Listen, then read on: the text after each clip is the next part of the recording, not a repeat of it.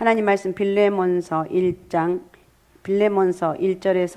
3절입니다. 빌레몬서 1절에서 3절. 그리스도 예수를 위하여 갇힌 자 된 바울과 및 형제 디모데는 우리의 사랑을 받는 자요 동역자인 빌레몬과 자매 아비아와 우리와 함께 병사된 아키포와 내 집에 있는 교회에 편지하노니 하나님 우리 아버지와 주 예수 그리스도로부터 은혜와 평강이 너희에게 있을지어다. 아멘. 아멘. 자, 오늘은 빌레몬의 가족이 주는 메시지입니다. 빌레몬의 가족이 주는 메시지. 바울은 감옥에서 감옥에 두 번 투옥이 됩니다. 두 번의 감옥살이를 했다는 것입니다. 오늘 본문의 장면은 바울이 처음 감옥에 투옥되었을 때 이야기입니다. 9절에 보면, 자, 9절 한번 읽어주세요. 9절. 오늘 빌레몬 1장 9절. 도리어 사랑으로서 간구하노라. 나이가 많은 나 바울은 지금 또 예수 그리스도를 위하여 갇힌 자 되어. 아멘. 나이가 많은 나 바울은 이렇게 말하고 있습니다. 이 사실로 미루어 보면 바울의 나이는 벌써 고령에 접근하고 있었다는 것을 알게 됩니다. 그리고 10절에서도 바울은 오네시모를 향해서 이렇게 부릅니다. 자, 10절도 읽어주십시오. 갇힌 중에서 낳은 아들 오네시모를 위하여 내게 간구하노라. 예, 갇힌 중에서 낳은 아들 오네시모를 위해서 내게 간구하노라 그랬습니다. 다시 말하면 옥중에서 전도해서 신앙인이 된 오네시모를 사도 바울이 믿음의 아들로 삼았다는 사실을 알 수가 있습니다. 바울은 문자 그대로 오네시모의 신앙의 성장을 도왔을 것입니다. 그리고 이때부터 오네시모는 밤낮을 가리지 않고 바울의 처소를 찾게 되었습니다. 뿐만 아니라 바울과 오네시모 사이에는 각별하고도 깊은 교제가 이루어지기 시작합니다. 원래 오네시모는 종입니다. 빌레몬의 종입니다. 종인데 도망쳐서 막 살다가 바울을 만난 것입니다. 그래서 어떻게 만난지는 모르지만 만났고 바울은 오네시모의 영적인 아버지가 되어서 정성을 다해서 그에게 영적인 양육을 베풀었습니다. 총명한 오네시모의 신앙은 깊고 순수하고 그리고 천지하게 빠른 속도로 성장해 갔습니다. 오네시모는 성경을 읽고 기도하고 전도한 이 모든 훈련을 사도 바울로부터 친히 받았다는 것. 그래서 사도 바울은 12절에서 이렇게 말하고 있어요. 12절을 한번 읽어주시 바랍니다. 12절. 내게 그를 돌려보내노니 그를 내 신복이라. 예, 내게 그를 들려보내노니 그는 내 신복이라고 했습니다. 현대어 성경에서 내 분신과 같은 사람이라고 말하고 있습니다. 그러니까 12절의 말씀이 시사해 주는 것처럼 오네시모는 사도 바울의 분신과 같은 신복, 아주 충성된 신복이었다. 골로새로부터 온 골로새 교회 일꾼인 드기고라는 사람이 로마에 있는 사도 바울을 방문하고 돌아가는 길에 바울은 두기고 편에 오네시모를 함께 딸려 보내면서 그의 옛 주인인 빌레몬에게 돌려보내기로 결심합니다. 그래서 바울은 두기고 편에 편지를 보내는데, 자, 골로새서 4장 9절을 한번 읽어주시기 바랍니다. 신실하고 사랑을 받는 형제 오네시모를 함께 보내노니 그는 너희에게서 온 사람이라. 그들이 여기 일을 다 너희에게 알려주리라. 아멘. 네, 바울이 두기고 편에 이렇게 편지를 써서 보내지만 사실 바울은 언제까지나 오네시모를 자기 곁에 두고 함께 일하고 싶은 마음이 있었습니다. 여러분, 사람도 왠지 모르게 가까이 하고 싶은 사람이 있어요. 우리 찬양 인도한 우리 카리스 주바라기를 보면 애들이 일찍도 와요. 뭐 하는지 모르는데 일찍 와가지고. 또 늦게 온 놈들도 있는데 일찍 와서 준비하고 기도하고 몸부림을 치고. 여러분, 누가 보든지 보지 않든지 간에 일찍 와서 좀 준비 좀 하고 예배 드리는 자세들도 이제 대부분 일찍 오는데 직분 맡은 분들이 늦게 오면 안 되겠죠. 일찍 와서 누가 보든지 안 보든지 누가 보나 하나님 보고 계세요. 하나님 보고 계시니까 철저하게 하나님 사람, 다른 건 부족해도 내가 하나님 좀 일찍 나올 수 있다. 제가 이런 마음이 갑자기 지금 드는 거예요. 좀 일찍 와서 기도로 준비하고 이렇게 하면 얼마나 좋겠어요. 우리 카리스 주바라기를 말해서 좀 그렇지만 진짜 얘네들은 열심히 해요. 얼마나 열심히 해요. 일찍도 오고 도대체 뭔 일인지 일찍 6시만 나오면 와요. 걔네들 올라가서 4층 지네 방에 올라가서 또 뭘 떠들고 이렇게 하다가 기도로 준비하고 이렇게 해요. 어쨌든 바울은 정말 오네시모를 자기 옆에 두고 싶었어요. 두기고 편에 편지를 써서 보내지만 언제까지나 오네시모를 자기 곁에 두고 함께 일하고 싶은 마음이 있었다는 거예요. 그래서 13절은 이렇게 말합니다. 13절 읽어주시기 바랍니다. 그를 내게 머물러 있게 하여 내 복음을 위하여 갇힌 자 중에서 내 대신 나를 섬기게 하고자 하나. 아멘. 내게 머물러 있어서 갇힌 자 중에 있는 내 대신 나를 섬기게 하고자, 나를 좀 섬겼으면 좋겠다, 이런 마음이 있었어. 그러나 오네시모의 장례를 두고 생각할 때 아직 오네시모에게는 바로 잡지 못한 과거가 있었습니다. 물론 그는 그리스도를 믿기로 결심했을 때 주인의 재산을 훔치고 달아났던 과거의 죄를 회개할 수 분명 회개했겠죠. 그러나 이 회개가 합당한 열매를 맺기 위해서는, 그리고 앞으로 오네시모가 하나님이 쓰실 수 있는 사람이 되기 위해서는 과거를 바로잡는 보상이 필요하다는 사실을 바울은 너무 잘 알고 있었습니다. 그래서 이 사실은 오네시모 자신도 잘 알고 있었을 거예요. 그런데 이 말은 그렇게 쉬운 게 아니에요. 쉬운 일만이 아니라는 거예요. 제가 여러분 똑바로 하십시오. 응? 예배 시간에 똑바로 일찍 나와서, 특별히 직분 받은 사람들은 똑바로 하십시오. 제가 이렇게 했으면 여러분, 아이고 내가 잘못했구나, 이렇게 생각한 사람인데, 아유 별꼴이 자락꼴이야, 이런 사람들도 있다는 거예요. 아니라는 거예요. 그러니까 어쨌든 우리가 그것이 혹시 나에게 걸림이 된다면 회개하면 되는 거예요. 다음부터 좀 일찍 나와서 하는 게 좋겠구나. 그러니까 우리가 이렇게 내 마음이 속상하다, 이건 사단이 주는 마음이기 때문에 우리 하나님 은혜를, 저는 예배 시간에 어지간하면 이런 말 안 하려고 하는데 오늘은 그냥 갑자기 이렇게 막 묵묵하고 올라와서 제가 이런 말 하는 것 같은데, 어떻든 간에 우리는 내가 잘못한 것은 인정하고 바꿀 수 있는 그런 거에 진짜 능력 있는 사람입니다. 할렐루야. 이렇게 금요일날 이렇게 밤에 오면 어떤 사람 직장 때문에 늦게 올 수도 있어요. 몸부림치며 쫓아오는데도 늦을 수도 있고, 그건 어쩔 수가 없고, 그리고 그 마음은 귀한 거예요. 내 시간이 여전히 있는데도 그냥 이러면 안 된다는 거예요. 자, 어떻든 그 당시의 풍속대로 말하면 도망친 노예들이 주인에게 붙잡히게 되면 주인에게 맞아 죽는 일이 허다했습니다. 혹은 불구의 몸이 되기도 하고, 혹은 야생 동물의 밥이 되기도 했습니다. 왜냐하면 그 당시의 노예는 하나의 물건에 지나지 않았기 때문에. 그럼에도 불구하고 오네시모는 어떤 대가를 치르고서라도 불명예스러운 과거를 바로잡아서 하나님과 사람 앞에 회개할 말을 간증하고 싶었을 거예요. 그래서 그는 옛 주인에게 돌아가기로 결심했고, 이 결단은 진짜 엄청난 결단이에요. 우리는 작은 것 하나도 결단하지 못하잖아요. 작은 것 하나도 못하는데 이 오네시모, 이 당시의 결단은 정말 생명 내거는 결단입니다. 사도 바울은 믿음의 아들인 오네시모를 위해서 두기고편에 오네시모의 옛 주인이고 바울의 복음의 동역자인 빌레몬에게 말할 수 없이 부드럽고 간절하고 눈물겨운 호소를 담은 편지를 보냅니다. 그 편지가 바로 오늘 우리가 살펴보려고 하는 빌레몬서. 그래서 마틴 루터는 빌레몬서를 가리켜서 기독교의 사랑의 진수가 담긴 책이다, 이렇게 말했습니다.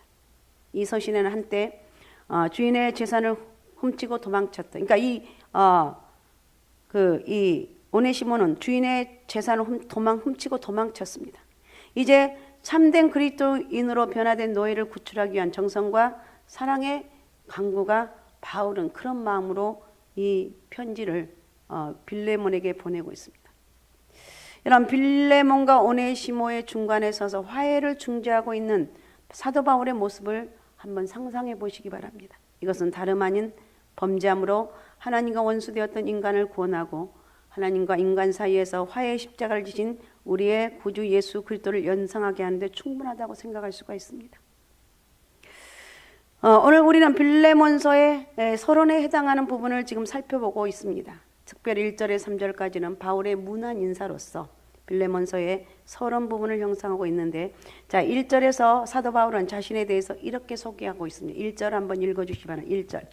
그리스도 예수를 위하여 갇힌 자 된 바울과 및 형제 디모데는 우리의 사랑을 받는 자요 동역자인 빌레몬과. 아멘. 아멘.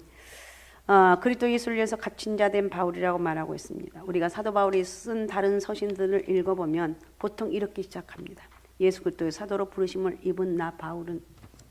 근데 빌레몬에서는 그리스도 예수의 사도인 나 바울은이라는 말로 시작하지 않습니다.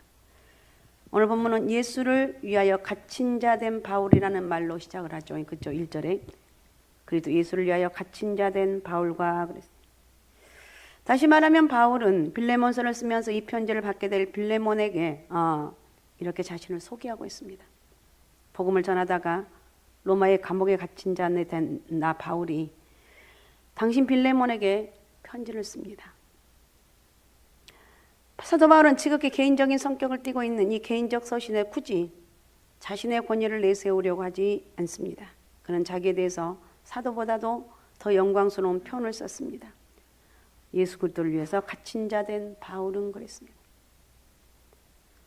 그저 단순히 감옥에 갇힌 자가 된다는 것은 어떤 위로나 영광이 될 수 없죠. 단순히 죄를 지어서 감옥에 갇히면 저 사람 죄인이다 이렇게 말하죠. 그런데 바울은 무엇 때문에? 신앙과 복음을 위해서 갇힌 자가 되었습니다. 그렇기 때문에 바울에게 있어서 주를 위해서 갇힌 자가 되었다는 것은 사도라는 명칭보다도 훨씬 더 영광스러운 표현이라는 것을 잊지 말라는 거예요. 바울의 서신들을 읽게 되면 바울은 종종 자기 자신을 소개할 때 세상이 영광된 그 어떤 명칭보다도 그리스도를 위해서 고난을 당하는 것을 더 자랑스러워했다는 사실을 발견하게 됩니다. 그래서 바울은 다 버렸죠. 자기의 명예도 버렸고 물질도 다 버렸어요. 그래서 에베소 3장 1절은 이렇게 자기 자신에 대해서 말하고 있습니다. 에베소서 3장 1절 이러므로 그리스도 예수의 일로 너희 이방인을 위하여 갇힌 자 된 바울이 말하거니와. 예수님의 일로 복음 전하는 일로 너희 이방인을 위하여 갇힌 자 나는 감옥에 갇혔다. 복음을 전하다가 예수 믿으라고 전하다가 감옥에 갇혔다는 거예요. 자, 4장 1절에도 읽어주시 바랍니다. 4장 1절. 그러므로 주 안에서 갇힌 내가 너희를 권하노니 너희가 부르심을 받은 일에 합당하게 행하여. 아멘. 그러므로 주 안에서 갇힌 내가 주 안에서 갇혔다고 말합니다. 난 예수님의 복음을 전하다 갇혀 있다 이거예요. 나는 예수님의 복음 때문에 감옥에 갇혀 있다. 내가 너희를 권하노니 너희가 부르심을 받은 일에 합당하게 행하여 주 안에서 갇힌 내가 이렇게 말하고 있어요. 그러니까 사도 바울은 종종 자신을 소개할 때 주님을 위해서 복음을 전하고 주님을 위해서 일하다가 죄수가 되어 갇힌 자 된 나 바울이라고 이렇게 말하고 있습니다. 바울은 바울에게 있어서 감옥에 갇힌 자 된 체험은 수치스러운 게 아니에요. 오늘날 우리가 죄를 지어서 감옥에 갈 수가 있습니다. 이건 수치스러운 거예요. 이게 숨기잖아요. 그래서 부모님들이 아유 잘 보이던 아들이 어디 갔어요? 그러면 혹시 감옥에 갔다는 말 절대 안 해요. 이 중국가였어. 사업상 어디 먼 곳에 갔어요. 이렇게 얘기합니다. 이건 누구나 보통 이게 마음이에요. 근데 바울은 당당하게 말하고 있습니다. 왜냐하면 예수의 복음을 위해서 그는 지금 갇혀있기 때문에 그렇다는 거예요. 다른 죄를 지어서 갇힌 것이 아니라 예수 그리스도를 위해서 갇혔다는 거예요. 그러니까 여러분 예수님 때문에 혹시 손해를 보고 있습니까? 감사하시라는 거예요. 감사라. 그래서 그는 바울은 다메섹에서 부활하신 예수를 만난 이후로 평생을 살면서 그리스도를 위해 받는 고난을 기쁘게 여겼습니다. 그리스도의 복음을 위해서 전하다가 받게 된 상처도 있었고 고난의 흔적들도 있었는데 이것을 부끄러워하지 않고 자랑스러웠습니다. 바울이 평생 자랑스럽게 생각했던 것들과는 달리 세상의 재물이나 명예나 인간적인 스펙을 자랑스럽게 생각한 오늘 우리들과는 많은 차이가 있습니다. 사실 오늘의 여러분은 무엇으로 인해서 기뻐하는지, 초대교회 교회와 성도들은 그리스도의 신성한 성품에 참여하는 것이 그들의 구원관이었고 그들의 기쁨이었습니다. 그래서 그들은 정욕 때문에 세상에 썩어져 가는 것들에 소망을 두지 않았습니다. 그들은 이 세상에서는 소망이 없음을 알았어요. 그렇기 때문에 그들은 주께서 약속하신 영원한 하늘나라를 바라보았고 그리스도를 위해서 고난받는 것을 기뻐했습니다. 그리고 바울은 그들을 향해서 오늘 이렇게 편지를 쓰고 있습니다. 1절을 보면 사도 바울은 로마의 옥중에서 디모데와 함께 문안을 띄우고 있습니다. 그리스도 예수를 위해 갇힌 자 된 바울과 및 형제 디모데는 우리의 사랑받는 자요 동역자인 빌레몬과 이렇게 말하고 있습니다.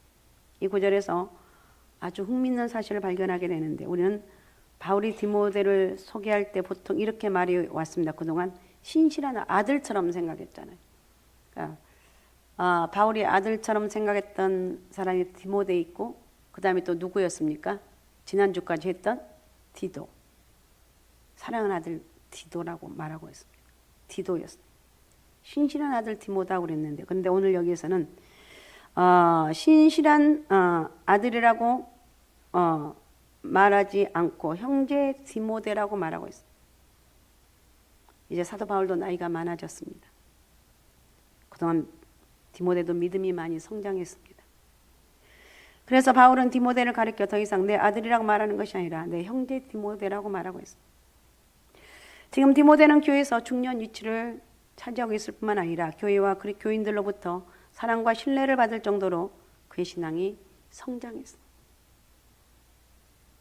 이것이 바로 우리가 신앙이 성장해야 하는 이유 한 가지 이유가 될 수가 있습니다.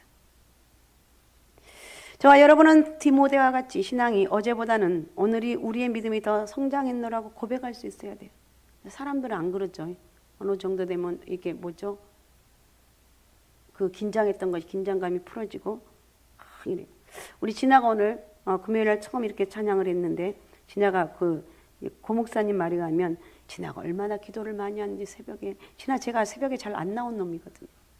그런데 죽기 살기로 기도하고 그래서 한 가지 맡겨놓으면 이렇구나. 죽기 살기로 기도하고 있다고 이런 말을 들었습니다. 여러분 이 믿음이 이 진아의 이 믿음이 처음 여기서 끝나는 게 계속 이런 상태로 가고 더 뜨겁게 주님을 사랑해야 되는데 우리는 안 그래요. 조금 마음이 이렇게 풀어져요.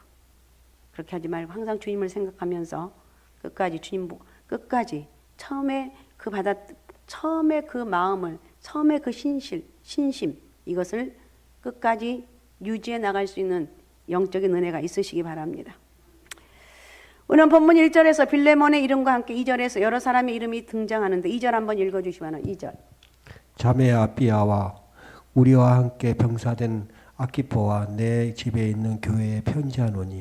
예, 여기에서 아비아는 아마도 빌레몬의 아내라 이렇게 말하고 있습니다. 그리고 아키포는 빌레몬의 아들이었다고 얘기하고 있습니다. 여기서 우리는 빌레몬의 가정의 신앙 이력을 엿볼 수가 있습니다. 그리고 이러한 빌레몬의 가정의 모습은 오늘 우리 모두가 소망해야 될 믿음의 가정이라고 해야 돼요.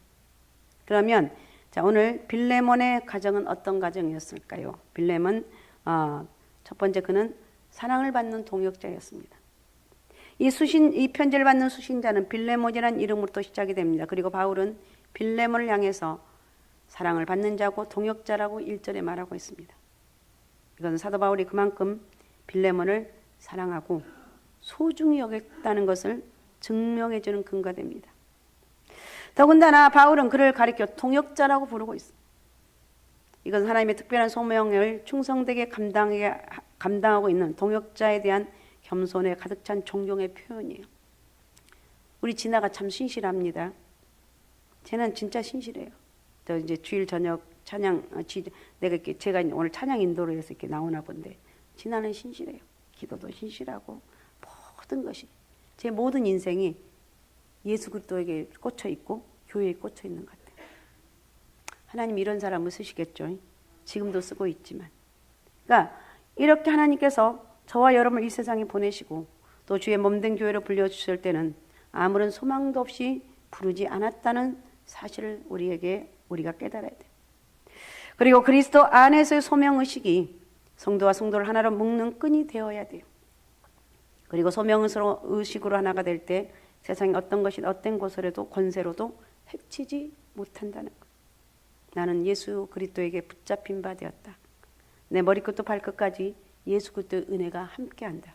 이거 잊지 말라는 것. 그리고 두 번째 부인 아비아는 빌레몬의 아내 아비아는 주 안에서 거듭난 자입니다. 본문에서도 사도 바울이 아비아를 가리켜 자매라고만 쓰고 있는데 그런데 킹 제임스 번역에서는 사랑하는 아비아라고 기록하고 있습니다. 이 단어는 그냥 단순한 자매가 아니라 대단히 사랑하는 사람을 부를 때 사용하는 단어라고 할 수 있습니다. 그리고 바울이 아비아를 가리켜 자매라고 부르는 것은 마치 디모데를 가리켜 형제라고 부르는 것과 같은 의미로서 주 안에서 자매임을 나타내고 있습니다. 아비아는 분명히 당시 교회와 성도들로부터 사랑을 받는 여인이고, 한마디로 이 아비아는 그리스도 안에서 거듭난 신실한 믿음의 사람이었다고 이렇게 생각할 수가 있어요. 아비아. 그 다음에 세 번째 아들 이름 누구라고 그랬죠? 아키포. 2절 한번 다시 읽어보면 2절. 자, 2절 한번 읽어주세요. 자매 아비아와 우리와 함께 병사된 아키포와 내 집에 있는 교회에 편지하노니. 예. 그러니까 아비아는 빌레몬의 아내고, 아키포는 누구라고요? 아들. 아키포, 여기서 얘기한 거는 복음의 좋은 병사라는 거예요. 바울 서신에서는 아키포에 관한 이야기가 골로새서 4장 17절에 나타나고 있는데 한번 읽어주시기 바랍니다. 아키포에게 이르기를 주 안에서 받은 직분을 상가 이르라고 하라. 여기 보면 골로새서 멀지 않은 라오디게아에서 복음을 전하던 전도자가 아키포였음을 알 수가 있습니다. 오늘 본문에서는 우리와 함께 병사된 아키포라고 말했죠. 우리와 함께 병사, 2절에 우리와 함께 병사된 아키포. 병사라는 칭호는 그리스도의 복음을 전파하는 데 방해되는 자들과 대항하여 싸우는 자들을 가리키는 말입니다. 때문에 아키포도 박해와 시련 가운데서도 바울의 선교 사역을 도우며 믿음을 지켰던 사람이라는 거예요.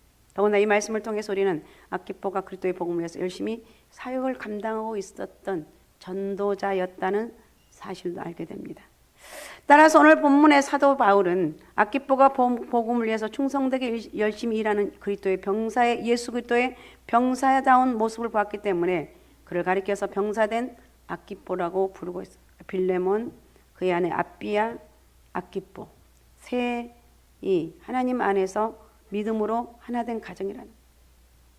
그래서 예수의 선한 병사 아키포에게 편지를 한다고 말하고 있습니다. 바울을 비롯해서 교회로부터 사랑받는 동역자였던 남편 빌레몬, 그리스도 안에서 거듭난 신실한 믿음의 여인으로 교회 성도들로부터 사랑을 받았던 아내 아비아, 박해와 시련 가운데서 복음을 전파함에 있어서 바울과 함께 병사된 아들 아키포, 사랑 여러분, 주님을 위해 헌신과 충성됨이 아름답고 뛰어나서 사도 바울로부터 이와 같은 칭호를 받게 된 빌레몬 가정, 얼마나 복된 가정이냐는 거예요.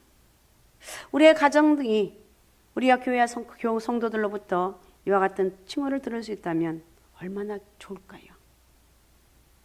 그래서 2절에서 계속되는 말씀에서 바울은 내 집에 있는 교회에 편지한다고 했어요.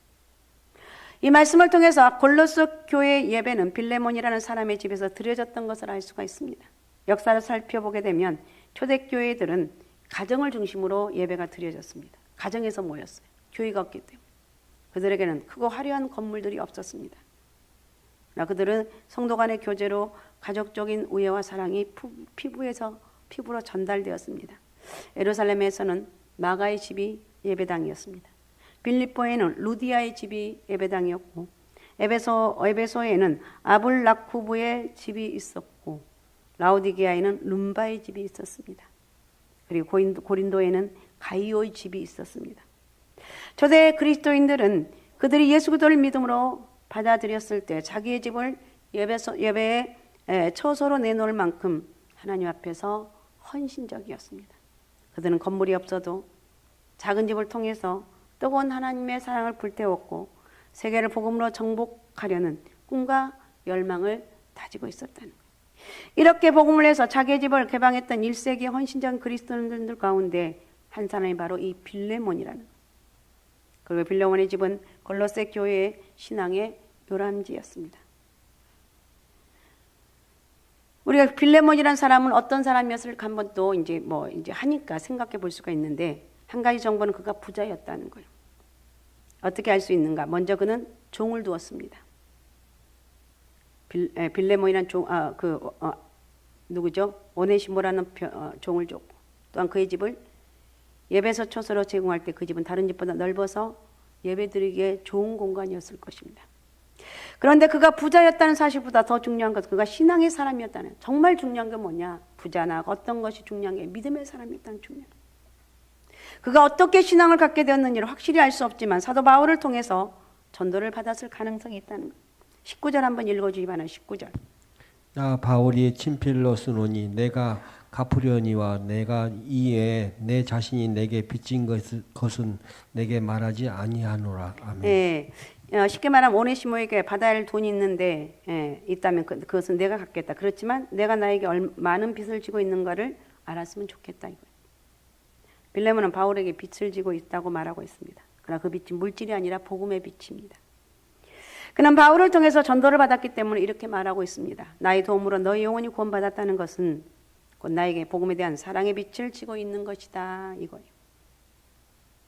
그러나 빌레몬은 바울에게 어떻든 복음의 빛을 지고 있었습니다.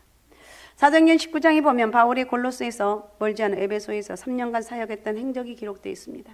그때 아마도 에베소에서 멀지 않는 골로새에 살고 있었던 빌레몬이 에베소까지 찾아와서 바울에게 직접 복음을 듣고 그리스도인으로 거듭났을 가능성이 높다는 거예요. 자, 골로새서 2장 1절을 읽어주시기 바랍니다.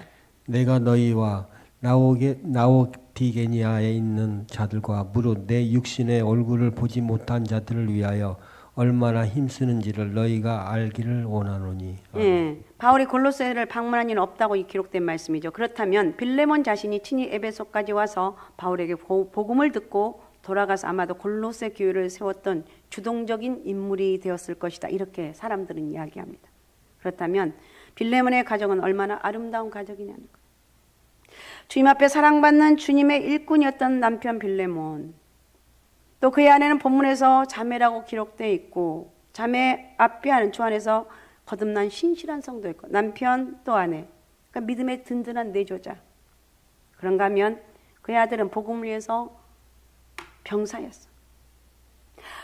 그리스도의 복음을 위해서 싸우고 있는 전사였다는 거예요. 더 나아가서 자기의 집은 주의 몸된 교회가 되었습니다. 그리고 빌레몬은 이 교회의 지도적인 인물이었습니다. 얼마나 아름답게 헌신된 가정인지, 얼마나 축복의 가정인지. 예수 그리스도의 사랑과 복음이 넘치는 그리스도인들의 집들이 우리가 이런 사람들을 부러워야 되겠죠.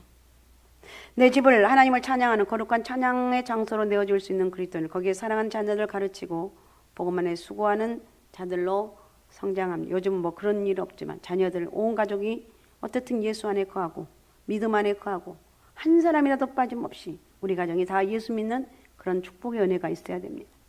아셨습니까? 이 당시에 이런 아름다운 그리스도인들의 가정, 초대교회 이런 헌신된 그리스도인들이 있기 때문에 복음은 세계를 향해서 힘차게 전파되어 나갔습니다. 하나님이 주시는 그 축복보다 더 좋은 소망이 우리에게도 있습니다. 그러면 우리가 이 말씀을 들으면서 정말 이런 사람들이 있었기 때문에, 빌레몬이나 이런 사람이 있었기 때문에 이렇게 우리는 정말 너무 행복하고 많은 복을 받아 살고 있습니다. 그래서 오늘 여러분 예배드리면서 기도하면서 이 빌레몬의 가정은 둘째치더라도 하나님 제가 어떻게 하면 될까요? 내가 정말 기쁜 것은 온 가정이 믿음 안에 가는 거, 이거 첫 번째 기쁨이잖아. 그것보다 더 먼저 해야 될 기쁨은 뭐냐? 하나님과의 관계 회복에서 오는 기쁨입니다. 하나님의 임재 안에서 오는 영혼의 기쁨, 만족입니다. 여러분 기억하시기 바랍니다. 인생에서 하나님과의 관계에서 오는 것보다 더 크고 위대한 축복이 없어요. 이것이 바로 빌레몬의 가정이 우리에게 외치고 있는 메시지라. 그래서 우리가 이걸 깨닫게 될 때 우리는 영적인 기쁨, 위로부터 내리는 그 기쁨을 누릴 수가 있어. 우리의 삶에 무슨 일이 일어나든 어떻게 느끼든 상관없이 우리는 하나님의 임재 안에서 더 큰 만족과 행복을 누리는 그 비결은 뭐냐? 예수 그리스도의 임재를 내가 누려야 돼. 맛봐야 돼. 할렐루야. 하나님과의 관계 회복에서 있다는 거예요. 하나님의 임재 안에서 오는 영혼의 만족이 있어요. 이거 잊으면 안 돼요. 오늘 여러분 기도하면서 하나님 나에게 하나님의 임재함을 허락하여 주옵소서. 하나님 내가 다시 한번 하나님 은혜를 회복되길 원합니다. 이런 기도를 하라는 거예요. 그리고 내가 이 하나님 임재 안에 그 만족과 행복을 누리면 이것이 사람들에게 왜 그 얼굴이 예뻐졌고 왜 그렇게 얼굴이 편안하고 좋아요? 제가 기도하니까 너무 좋거든요. 제가 예배드리니까 너무 행복하거든요. 내가 주님을 만났거든요. 내가 오늘 새벽에 기도할 때 주님을 만났고 오늘 예배를 통해서 얘가 주님을 만났거든요. 주님을 여러분 예수 그리스도를 만나게 되면 세상에 주는 어떤 기쁨하고는 비교할 수 없는 그런 영적인 기쁨. 옛날에 이런 것들 참 많았습니다. 예수에 미쳐가지고 다 버리고 예수님 때문에 살았던 그런 날들이 수없이 있었는데 요즘 그것들을 잊어먹었어요.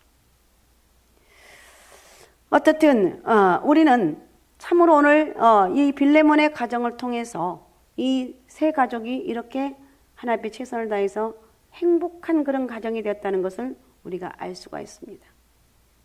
여러분, 이 빌레몬의 가정같이 행복한 여러분의 가정이 되시기 바랍니다. 할렐루야. 빌레몬의 가족이 주는 메시지. 세 사람 다 엄마, 아빠, 아들. 세 사람 다 하나님께 인정받고 많은 사람들에게 복음을 전하는 그런 하나님의 사람들이었다. 이런 하나님의 사람의 축복이 여러분 가운데 있으시기 바랍니다. 이런 믿음으로 승리하시기 바랍니다. 성령의 주시는 힘으로 살아가시기 바랍니다. 여기까지 하고